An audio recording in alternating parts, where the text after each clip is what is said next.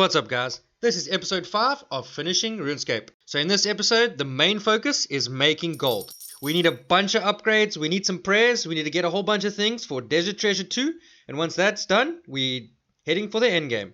I dived headfirst into the Rev Caves, died 100 times, and camped the giant mole for not only the pet, but some solid GP. And we might have got lucky once or twice, so stay tuned, let's get going.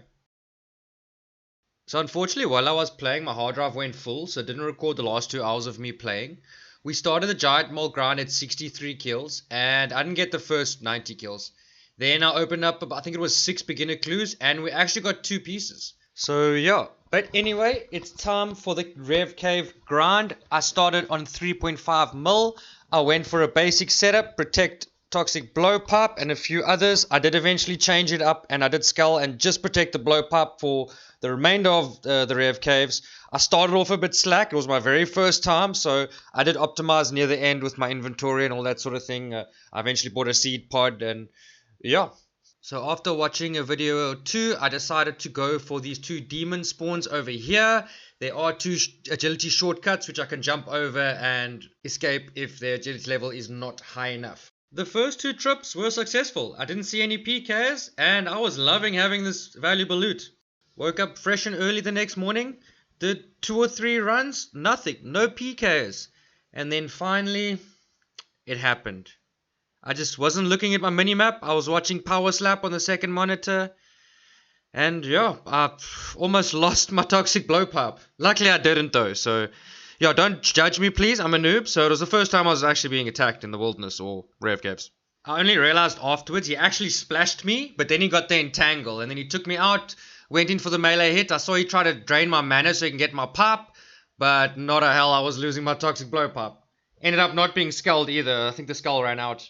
By this point, I had almost 500 kills in the Rev Caves.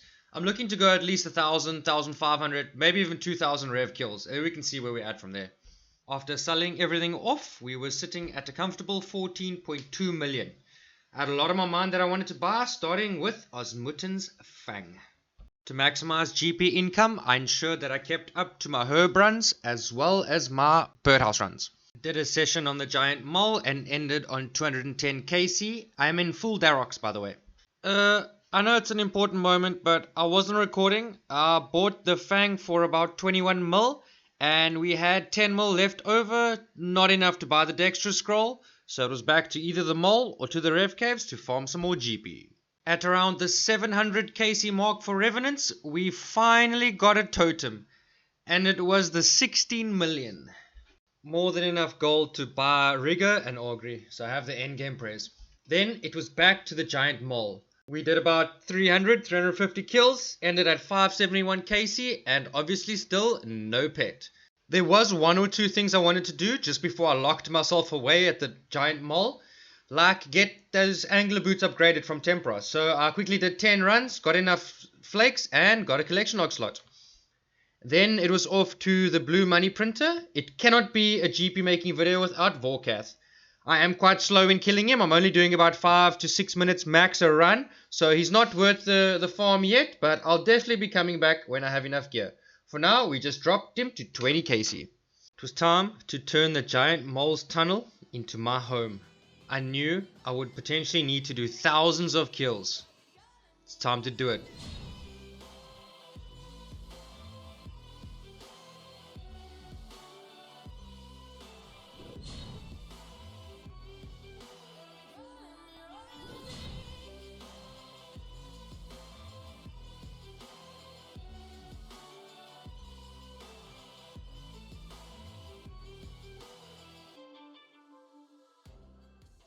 So we hit drop rate and no pet. After spending 3 days in the giant mole cave, I decided to do some Temperas because I really enjoy it, and I still needed a few of the collection log pieces. We did manage to snag the fish barrels, so it was definitely worth it, and it was actually a bit of fun. It was so nice doing something different than killing that stupid mole. But we'll come back for the pet. Promised myself once I hit the drop rate of the mole, I'd go straight to do the next quest, which is Well Guthix Sleeps. It starts off with you going upstairs and fighting these 2 assassins, and let me tell you, I didn't die at all. Then it's off to do some puzzling with some bookcases and opening switches and levers and all that stuff, Was quite fun, but it's not for me. Then it was off to face the balance elemental. I read a guide or two about this boss, and people tended to struggle. Very first time I almost died, but I got him on the second attempt. I used a safe spot behind this big circular thingy, just in case the heat got too much and I needed to take a break. But all in all, I was feeling good. I mean, I technically beat him on the second attempt. Now it was off to the tormented demons. I watched a guide on this, and it looked insane. I'm not going to lie to you, the first time I came in here and I absolutely got destroyed, and this is the second time. I killed one of them, and then I just didn't have enough supplies, so I slowly chip damaged him until he was low enough, and then I just let the NPCs kill him. I know, it's cheesy, but I mean, let's be honest, a lot of you guys do it, so I mean, we got the quest done, okay? It's dead. That's all that matters.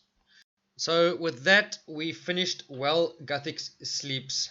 Not proud of that one, but we move on and we move forward. Oof. Since I needed 2 construction levels, it was time to hit Mahogany Homes. Never done it before, and it looked like it was going to be a bit of fun.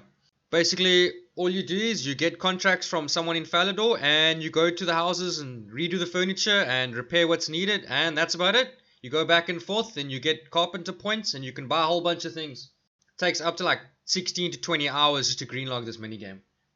Then, after about an hour or two, we finally hit 70 construction. We now hit our requirement for Song of the Elves. All that's left is 70 Herblore. I am going to stick around and carry on doing some Mahogany Homes because it's a lot of fun, and I do want to get 1 or 2 more collection art slots.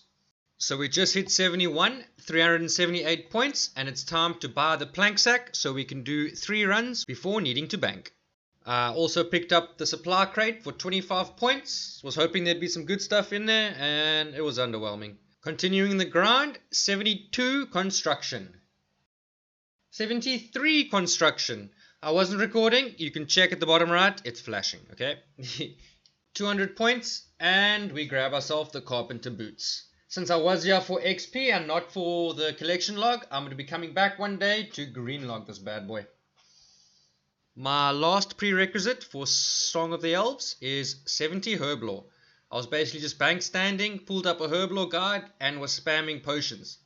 Threw quite a bit of cash at this, but I mean, we sat at the mall for so long, we finally had enough money to throw. End up getting 69 and then 70 Herblore. Now all that's left was, I think, 1 level of rune crafting. Since I only needed about 2,000-3,000 XP, I just pulled up Google and checked some guides. Turned out lava runes was nice and quick.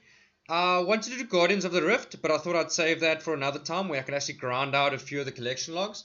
This was fairly quick. It barely took me 10 minutes, and we are 60 rune crafting. Alright guys, that is going to be it for the video. I'm sorry it was a bit short. I just felt a bit burnt from the giant mole grind.